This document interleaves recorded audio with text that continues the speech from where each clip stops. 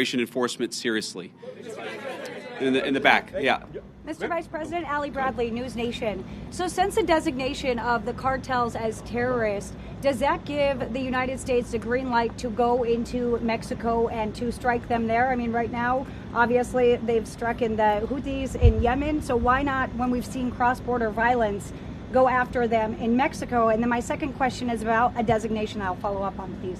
Go ahead and ask the second question. Why isn't the Juarez/La Línea cartel designated when it's in one of the most deadliest places on the planet? Juarez has been designated as one of the deadliest cities. It's right across from El Paso. We've talked to community leaders. They say, we know Juarez cartel's operating in the U.S. and so are their affiliates. We don't even want to talk about it out loud, though, because then we'll put a target on our back.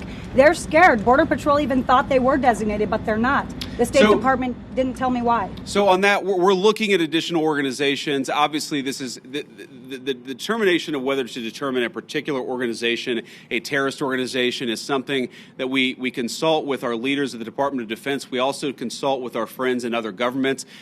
We maintain the optionality to designate further organizations, terrorist organizations, if we feel that we need to in order to protect the American people. And I think President Trump has made it very clear he's not going to be shy about designating some of these cartel organizations as terrorists if he thinks he has to protect the American people.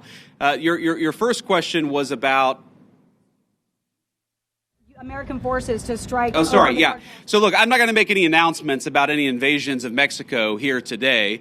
The president has a megaphone, and of course, he'll speak to these issues as he feels necessary. But what designating cartel organizations allows us to do is deploy the full resources of the United States military to engage in serious border enforcement. Of course, the president is going to make the determination about how we deploy those forces. But our hope is that Mexico takes this job seriously. We don't want to have negative relationships with the Mexican government. We want the Mexican government to help itself, but also in the process to help the American people by taking these organizations seriously. It's going to destabilize the entire country of Mexico, the entire government, if they don't take it more seriously. We're hopeful that they will. And if they don't, then of course, we'll figure out what to do from there.